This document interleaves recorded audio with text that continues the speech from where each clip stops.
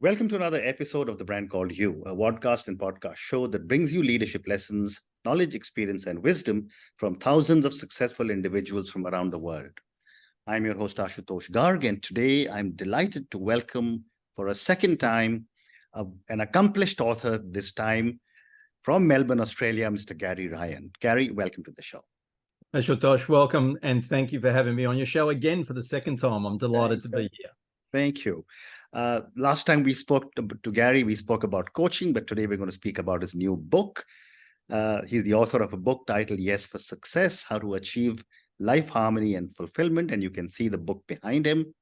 He's the founder and owner of Organizations That Matter, and he's a human-centered leadership coach.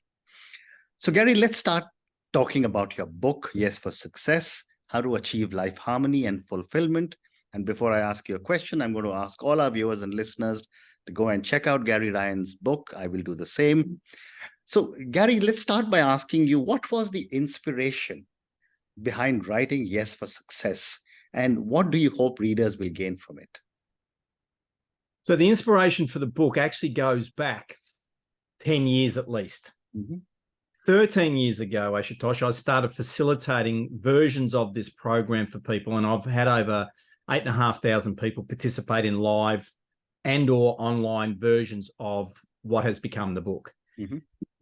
And 10 years ago, I had the transcripts from the various online courses that I created. So 10 years ago, I created an online course called Yes for Success, which still exists and been upgraded, updated over time. And largely because of what happened for me during the pandemic, where 90% of my business stopped within the first 5 days of the pandemic after I'd spent 14 years building up my successful business. And then I had to go back and practice everything I preach to get back to where I am. And largely that experience of having to really put to the test what I believe and what I've been teaching again, and finding that, yes, it works again, that became the inspiration to expand the reach of the book and make it available to people globally, or really the content rather than the book. So I put the work in, and literally in 4 months since I made the decision in June of this year to write this book, I've created it. Wow. Again, you know what it's like to write a book. So that's amazing. Yes. To finish a book and publish it in less than 6 months is incredible. Congratulations. So Gary, how do you define success? And does it vary from person to person? And also, does the definition of success vary based on stage of life? All three are powerful questions. So the first answer is success is unique to each person. And it is largely about, well, what is the life that you want to live, and are you living it?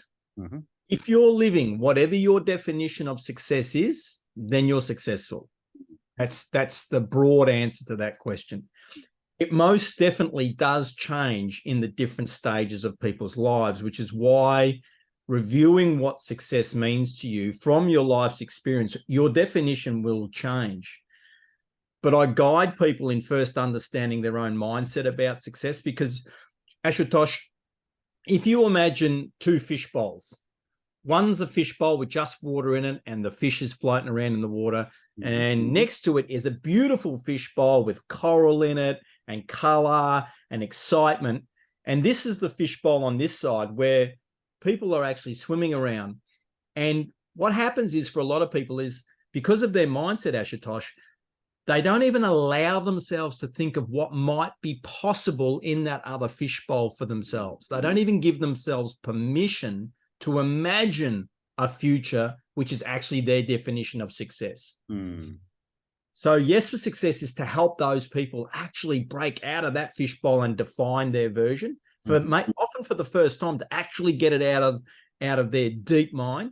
The second type of people are people that can imagine that future, but for all sorts of reasons, don't believe it's possible for them. And so they stay in this fishbowl on the right-hand side. And Yes for Success again, we start with teaching people what to do about that so that you can give yourself a chance, because we do live in an incredible world where people can create the life that they want. And it absolutely is using the term create.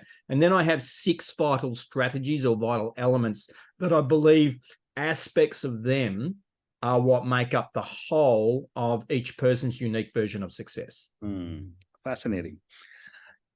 You also have the term life harmony and fulfillment as a part of your title of your book. How can individuals achieve harmony and life and balance in their lives, considering the incredible demands we have in our society today? Yeah, so one of the principles that I teach, Ashutosh, is that life balance is not something that we should judge in a day or usually even a week. That in fact, for most of the time, we're deliberately out of harmony or balance in the short term. It's more of the longer term view, which is often a year, sometimes even a longer time frame, where our harmony and balance is actually in balance when we take that longer term perspective. So what do I mean by this? There will be periods when people need to be studying or they need to be really investing in their career, which puts them out of balance with maybe having long holidays and traveling the world, unless it's for work or something like that, for example. But then they need to plan for periods when they do have a break. It might just be a long weekend. So for that extra day that they might have occasionally, it might be only once every 4 or 5 months of the year that they give themselves a 3-day weekend when they spend some extra quality time with their loved ones, etc. That they are at that small amount of time in harmony or balance with their key relationships. And when you have this understanding, you can communicate this with the people that matter to you in your life so they understand what's going on. So, for example, people that might be studying an MBA or doing some further advanced studies, when they've got exams, they're not going to be socializing like they might normally be doing, for example. Right. Okay. And so this level of knowledge enables people to be much calmer and clearer with all of the pressure and distractions that go on in the world and the pressure that you mentioned, Ashutosh. Right. Well said. You also discussed the interconnectedness of physical, mental, and spiritual health. Help me understand how these dimensions influence our success. I'm not sure that anyone can truly be physically healthy if they're not working on their mind and helping their mind be healthy as well, especially because of the modern world that we live in. And I'm not sure if it's because of social media access or what it might be, but there's certainly there's the data in a country like Australia and many countries is that mental health problems are significantly higher. We service our cars on a regular basis, but often we don't think about servicing our minds. Okay. So the mental health and the physical health is really important. The spiritual health is if you're religious, you want to be caring about that. But I also believe that even if you're not religious, understanding that we are connected as a human species or connected to the broader world around us is very, very important for us to have that harmony and sense of fulfillment. Right. You also address the subject of self-awareness.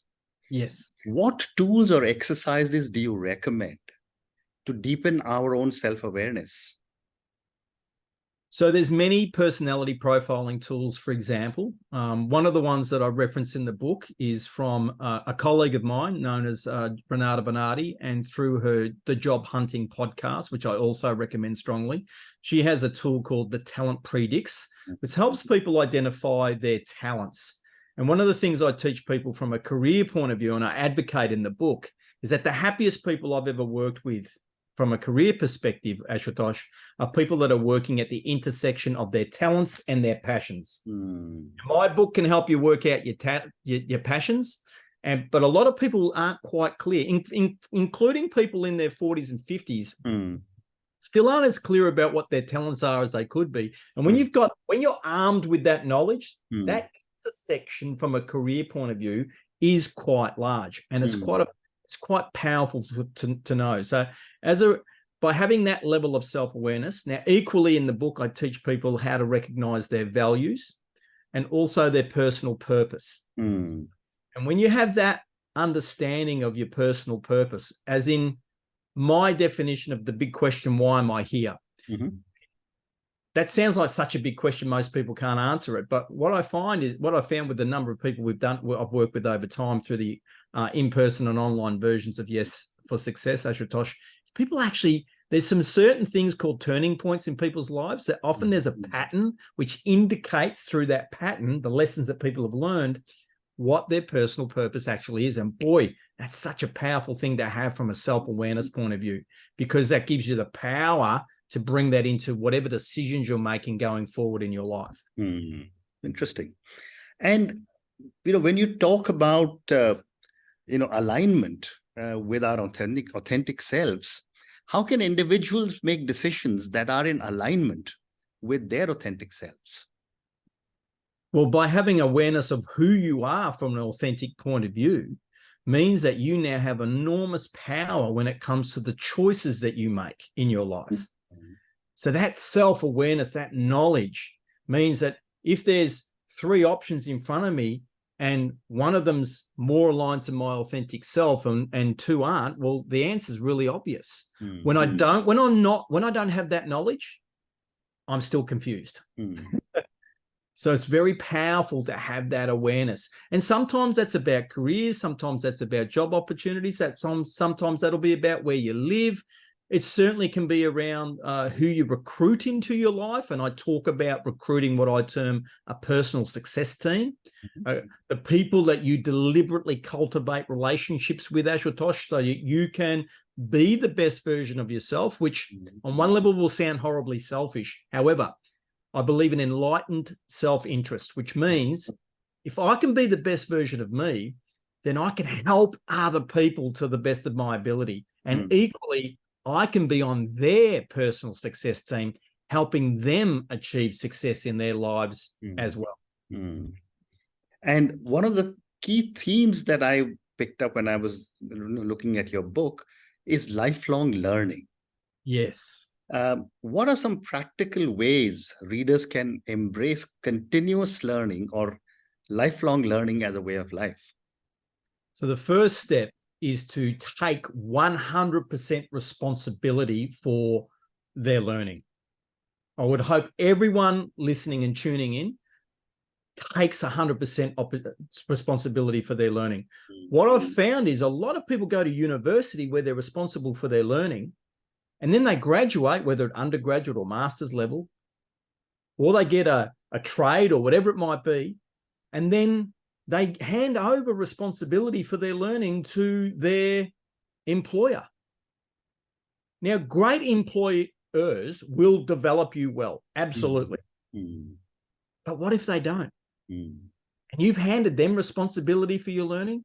Like, no matter what your organization's offering you, I want to advocate, be responsible for your learning. So do things like tune into the brand called you. Right. Tune into your podcast. Read. I hope this isn't your situation, but it is. Unfortunately, I'm meeting more and more adults who tell me they do not read. And yet I see them on their betting apps. Yet I see them on the social media apps, just scrolling like this. They're reading all of the time. Yeah. Right? And they're actually losing the opportunity. Now, another aspect of this, which I'm not sure if you talked about with some of your guests, is AI is already here, and it is already proving to be incredible for human beings, but it's also proving to be disastrous for some. Correct. I believe it will be disastrous for the human beings that do not take responsibility for their learning. If you are not someone who is a self-directed learner, you are going to find yourself at risk with what AI is going to do. And AI is going to make the implementation of the internet, which happened 30 odd years ago, look like a kindergarten party, in my view, right? So I really want to advocate for people, just please be responsible for your learning. Listen to audiobooks, listen to podcasts, actually read, a physical book, maybe read. Absolutely. For someone of my vintage, there's no pleasure than to pick up a physical book and turn the pages. Oh yes, and of course to smell it too. That's what's with a beautiful. But I recently, after some surgery, I'd been away from our junior sporting club, which I've been involved with for 15 years. And I had the opportunity to give away 50 of these books. Mm-hmm. And there was 350 people present, parents and children. And I could only give away 32 of these books for free, even though it was a #1 Amazon Kindle bestseller. And parent after parent with their children standing beside them, Ashutosh, kept saying, sounds fantastic, but I don't read. Sounds fantastic, Gary, but I don't read. My own son, my youngest of my 5 children, who was with me, his jaw was like, because for him, adults read. Absolutely. And if people have, on this last point on this, if anyone's ever met an adult who cannot read, as I have, and possibly they would then understand, and that person would give their left arm to be able to read, then they would understand the gift that they got that they're just wasting. So well said. Thank you. My next question is, what are some common misconceptions about success that you address in your book, Yes for Success?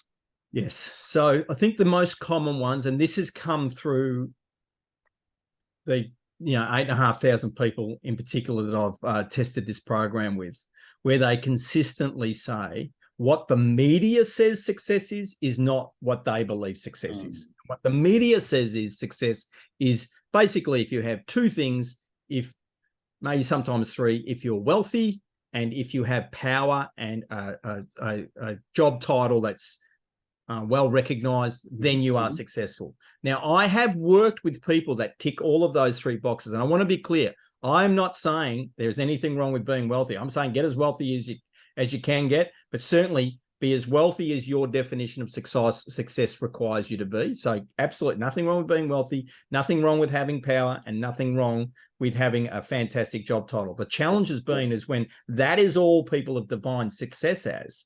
I have worked with people like that have actually gone home to an empty house because they've never, ever developed and nurtured and sustained relationships that matter, and they're lonely and not happy. And I've helped those folk rebuild their understanding of success and actually create a new definition and move forward and create it. Because equally too, sometimes with just that limited version of success, people get caught up in drugs, they get alcohol, they get caught up in gambling and lose their money. So they have the appearance of being successful, but they're actually not. They're the common myths that I address in the book. So that's why we want to have a more holistic and harmonious perspective on success. And again, I'm not saying there's anything wrong with being wealthy. You need to be as wealthy as whatever your definition requires you to be. Absolutely. Well said. My next question is that relationships play a significant role in our journey to success. Can you help us understand the importance of nurturing and leveraging relationships effectively? Yes. So again, that's about taking personal responsibility for your relationships.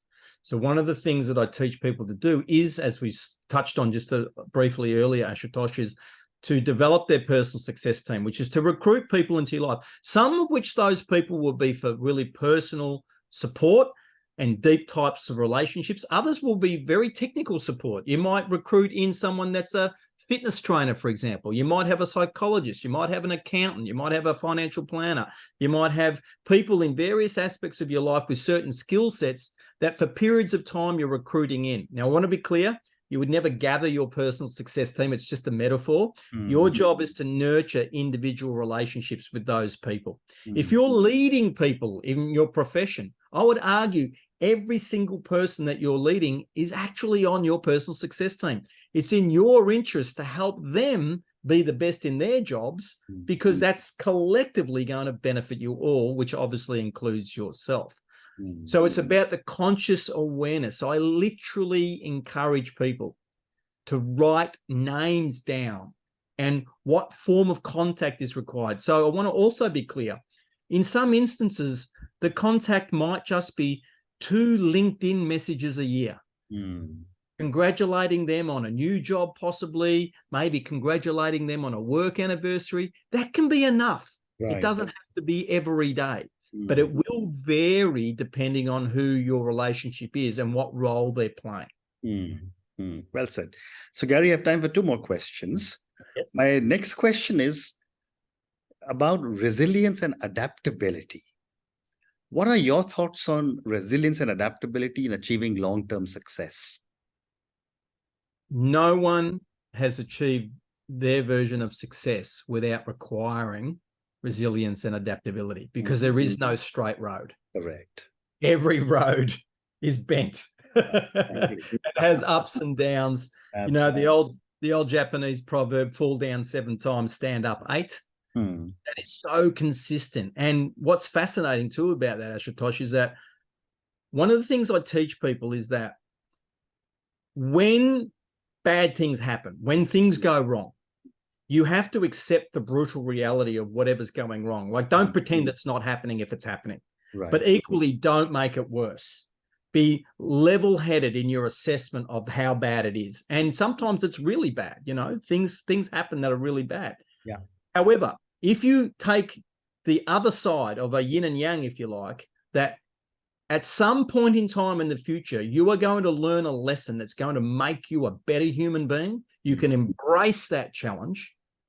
You can have resilience for that challenge in the faith that you are going to learn something useful. And that's where you might fall down 7 times and look back and say, each of those 7 times, I learned something invaluable that I don't know how else I would have learned it, that has made me the person who I am, who is living the success that I'm living. So it was worth falling down, but I just had to get back up each time. Yeah, well said. And my last question to Gary, and this is for the many, many people who will listen to our conversation. What would you say are 3 lessons you would want a lot of young viewers, listeners, and hopefully readers of your book, Yes for Success, take away from all your learnings as you wrote the book? So the first one is to take responsibility and to do the work on yourself. There is no shortcut for this. I call it smart, hard work. And it's very clear through a lot of evidence and research that successful people are people that do smart, hard work. And the first step of smart, hard work is on yourself, which is why I've got the 10 chapters that guide people through that smart, hard work. So that's the first thing, do the work. The second thing is, as we've already discussed, take responsibility for your learning, your success, and your happiness. Meaning, if you're not getting any 3 of them, don't look outside. Look at yourself in the mirror and say, okay, what can I be doing? Now, this is also important. I want to be really clear about this second lesson there, Ashutosh, is that I'm not saying happiness is all in the future. What I teach people is that when you do this work, you become more aware of what makes you happy now as well. And having understanding of what success looks like for you, creating it, being aware of happiness in the moment, you see a lot more happiness than you previously saw, including the happiness that you're contributing to other people, which is absolutely essential. And that way you're getting both the power of happiness now and into the future. So the third one is feed your mind positivity. We live in a world where our brains are naturally designed and inclined to focus on the negative.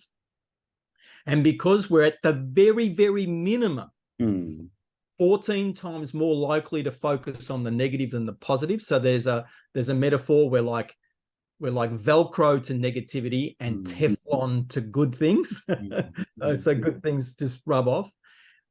So what we need to do is, because there is so much negativity coming at us, including from human beings, we need to deliberately feed our minds positivity. So again, it might be the Brand Called You podcast. It might be my Moving Beyond Being Good podcast. It might be reading a book like Yes for Success. Whatever it is, deliberately feed your mind. For example, whenever I'm going to do some work for a client, I am deliberately choosing information to listen to while I'm driving or on the train to get there, so that I'm preparing my mind to be the person I need to be to do that work. I encourage everyone else to do that as well.